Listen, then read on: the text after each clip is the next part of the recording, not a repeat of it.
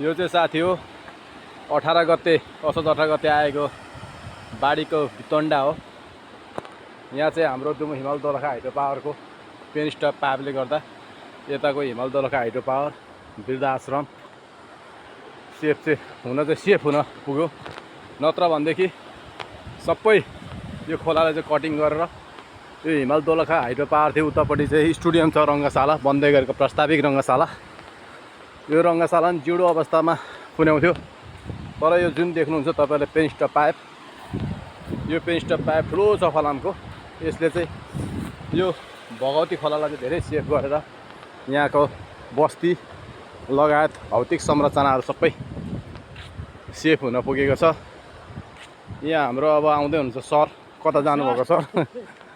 ल म चाहिँ अब स्थलगत निरीक्षण त के भनौँ, अब मेरो पनि अफिस त्यतै परेको हुनाले म तपाईँहरूलाई देखाउन गएँ।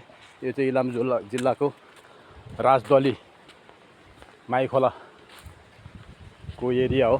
यता पिकनिक स्पटहरू पनि थियो पर, तर त्यो पिकनिक स्पटहरू पनि अहिले चाहिँ रङ्गशाला बनिने भएर पुरै जीर्णोद्वार भन्दा नि बनिरहेको छ। अब खोला चाहिँ परसम्म पुगेको, यो बस्तीसम्म हिमाल दोलखा हाइड्रो पावर चाहिँ यहाँ छ।